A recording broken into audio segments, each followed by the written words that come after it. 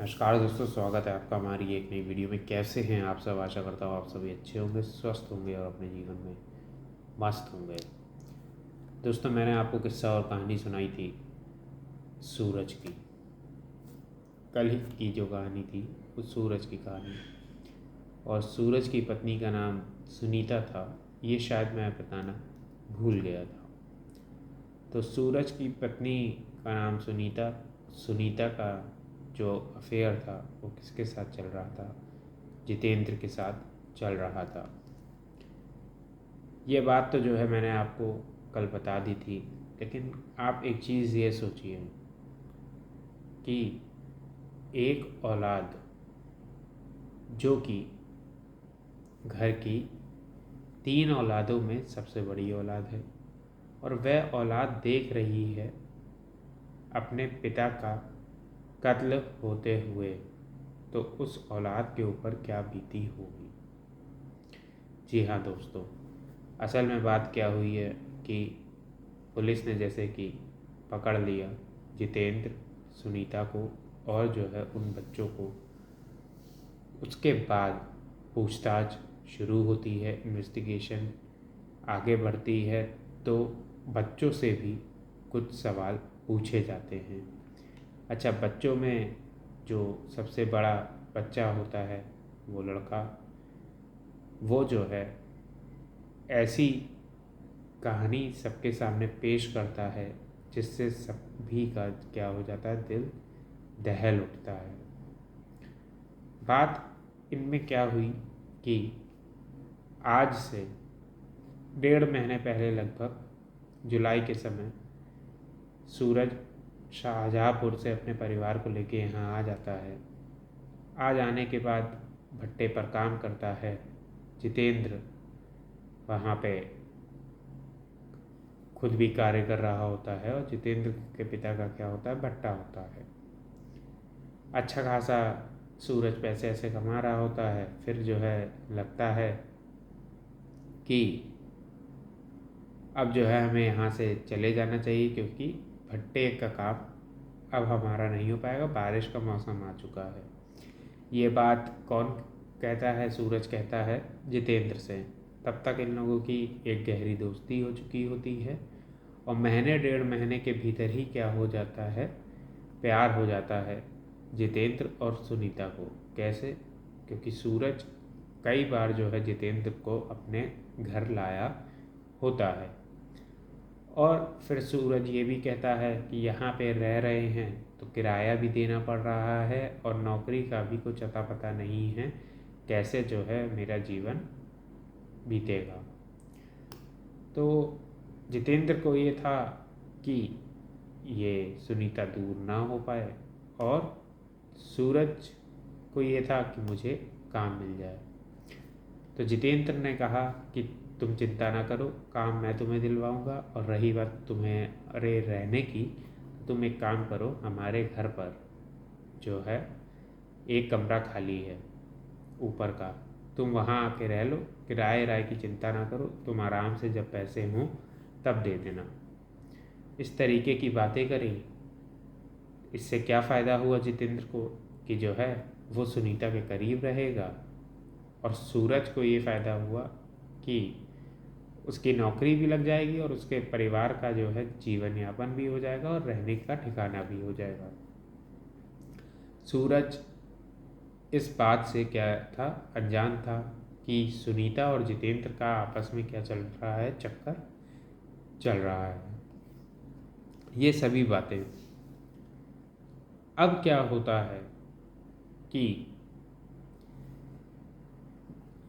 जितेंद्र लेकर आ जाता है पूरे परिवार को सूरज के, और अपने पिता के सामने खड़ा करता है, बताता है कि इनको ऊपर वाला कमरा दे देते हैं। पिता भी कहते हैं कि ठीक है, दे दो, बैठे बिठाए किराया आएगा, सारी बातें ठीक है। अब धीरे धीरे करके इनकी करीबियाँ और बढ़ने लग जाती हैं। सूरज इधर काम पे जाता, जितेंद्र मौका चुरा के ऊपरी का कमरा था वो जो है वहाँ पहुँच जाता, और दोनों की नज़दीकियाँ बढ़ती। अब ये चीज़ कौन देखता? ये चीज़ जो है बच्चे देखते। बच्चों में एक बच्चा जो कि सबसे बड़ा था, वह थोड़ा सियाना होते ही हैं। बच्चे धीरे धीरे करके सियाने होते हैं, चीज़ें उनको समझ में आनी शुरू होती हैं। तो सुबह दोपहर जब भी मौका मिलता तो जितेंद्र पहुंच जाता और सुनीता आराम से जो है दोनों एक दूसरे के साथ समय बिताते। ये चीज़ जो बड़ा बेटा था वो देख रहा था, तो उसने वो क्या काम करता, वो धीरे धीरे आकर बताता कि पापा कि अंकल आए थे और जो है मम्मी और अंकल जो है साथ में ऐसे ऐसे किए कर रहे थे। अब ये बातें धीरे धीरे सूरज के कान में पड़ी तो सूरज सुनीता से बोलता कि तुम ये क्या कर रही हो, ऐसा है वैसा है, क्योंकि जितेंद्र को तो वो कुछ नहीं बोल सकता था। सोचता था मजबूरी में क्यों नहीं बोल सकता था, क्योंकि एक तो काम दे रहा है, रहने की जगह दे रहा है, तीसरा बच्चों को भी जो है सूरज को देखना है कोई भी फैसला लेने से पहले। तो इसलिए जो है वह जितेंद्र के ऊपर तो डायरेक्ट गुस्सा नहीं था, लेकिन इनडायरेक्टली जो है इन सभी बातों को कहता था और सुनीता को जो है मारता था, क्योंकि उसको समझाने की कोशिश करता था, वह कहता था। अब बात ये हुई कि मारते मारते उसने कई बार जो है ब्लेड भी जो है चला दिया सुनीता के ऊपर। तो सुनीता जो है चोटिल हो गई। इन सभी चीज़ों से जो है वह परेशान हो गई, वह तंग आ गई। तो उसने जितेंद्र को ये सारी चीज़ें बताई। जितेंद्र सुनीता के प्रेम में इतना ज़्यादा पागल हुआ था कि उसने जो है ये भी नहीं सोचा कि कत्ल करने का क्या परिणाम होता है। इन दोनों ने प्रेम में इतने ज़्यादा एक दूसरे के प्रति आकर्षित थे कि इन्होंने प्लान बना लिया। इन्होंने ये प्लान बनाया कि जितेंद्र सूरज को दारू पिलाएगा और दारू पीने के बाद ये क्या हो जाता है, ये अपना आपा खो बैठता है। आपा इन द सेंस मतलब होश में तो बिल्कुल नहीं रहता है और आसानी से क्या काम किया जा सकता है, इसको जो है मौत के घाट उतारा जा सकता है।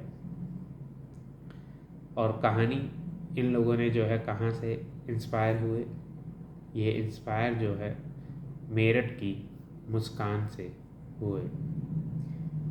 किस्सा यही था कि इन लोगों ने जो है जो प्लानिंग करी, जो प्लॉटिंग करी, वो कब करी? 10 अगस्त को कर ली थी। 10 अगस्त को प्लानिंग प्लॉटिंग हो गई। 15 अगस्त को जो है ये लोग दिन छुट्टी का था, पूरा देश आज़ादी का जश्न मना रहा था। वहीं पे ये लोग क्या काम कर रहे थे, दिमाग में बैठाए हुए थे और इन लोगों ने इस गंदे खेल को अंजाम दिया।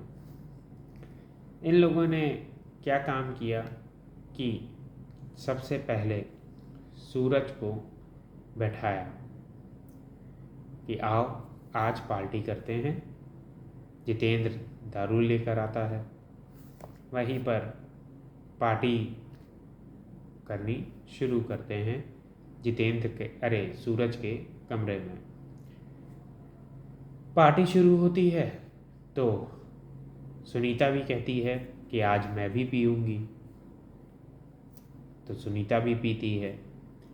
सूरज इतनी दारू पी लेता है कि उसके बाद उसको गुस्सा चढ़नी शुरू हो जाती है जितेंद्र और सुनीता को देख। तो जितेंद्र को तो कुछ कह नहीं सकता था, तो उसने क्या काम किया, सुनीता को मारना शुरू कर दिया, गरियाना शुरू कर दिया। ये देख बीच में किसने बीच बचाव किया, जितेंद्र ने बीच बचाव किया। और फिर थोड़ी देर बाद क्या हुआ, जब इतना किया तो वो नर्म पड़ गया, वह जो है बेहोश सा हो गया, क्योंकि दारू का नशा इतना ज़्यादा था। फिर इतने में जो है लड़का उठ गया था बड़ा वाला, वो देख रहा था कि यहाँ पे क्या हो रही है, लड़ाई झगड़ा हो रहा है। अच्छा, वो पहले भी ये चीज़ें देखता था, इसी तरीके से लड़ाई झगड़ा होता था, तो उसको लगा कि जो है ये एक नॉर्मल लड़ाई झगड़ा है, जैसे कि रोज़ होता रहता है, वैसे आज भी हो रहा है, तो उसमें कोई नई बात नहीं है। वो इधर उधर देखता है, तो उतने में जितेंद्र क्या काम करता है, उसको ये लगता है कि अगर ये देखेगा मारते हुए तो इसके ऊपर गलत असर पड़ेगा, तो वो उसको मोबाइल पकड़ा देता है। और मोबाइल के पीछे हर बच्चा दीवाना होता है। वो मोबाइल देखना शुरू करता है और देखते देखते वो मोबाइल देखते देखते सो ही जाता है।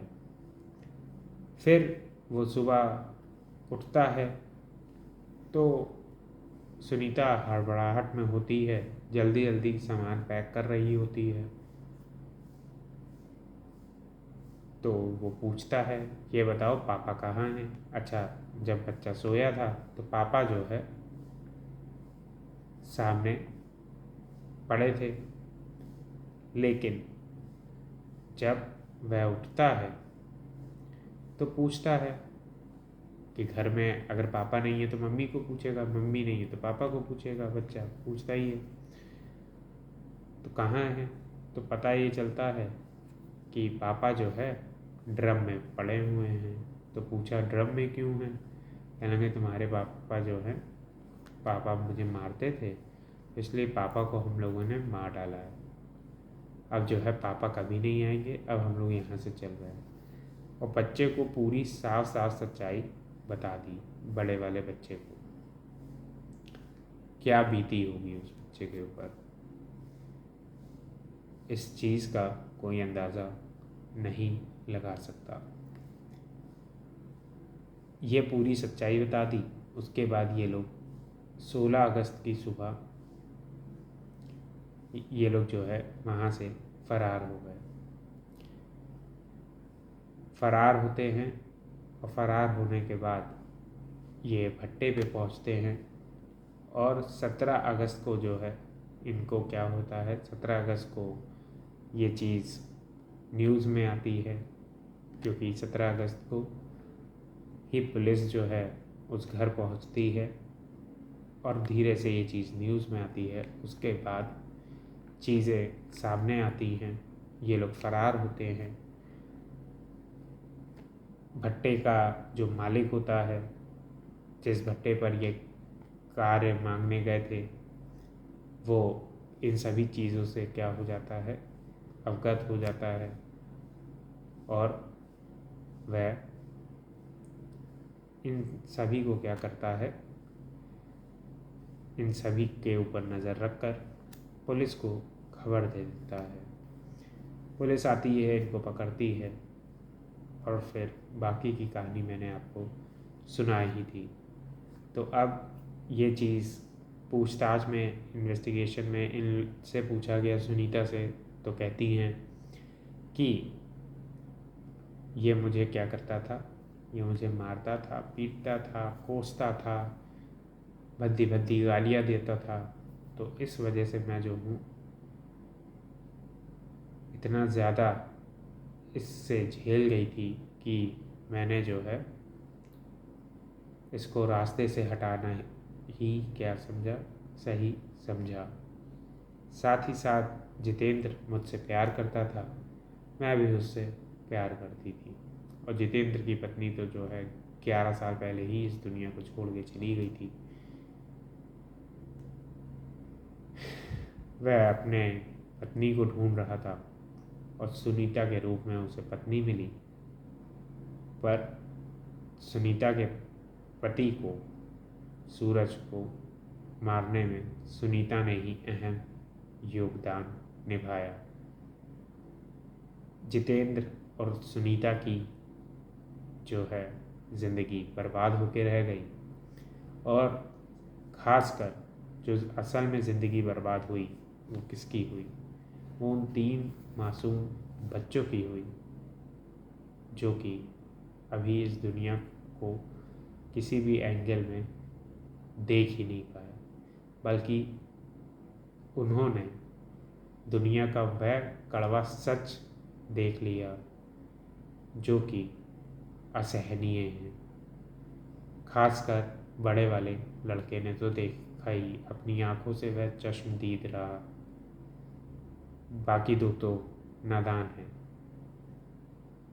माँ ने पिता का सहारा बच्चों के ऊपर से छीन लिया। माँ खुद जेल चली गई, सिर्फ और सिर्फ किस वजह से? आशिकी की वजह से। अब जेल में अगर कोई सज़ा नहीं मिलती है तो कम से कम इन द सेंस उम्र कैद की तो सज़ा मिलेगी ही मिलेगी, और जो उम्र कैद की सज़ा मिलेगी उसमें बच्चों से मिल पाना भी क्या होता है, कई बार मुश्किल हो जाता है। वो बच्चे जो है सूरज की माँ को उनकी कस्टडी दी गई है।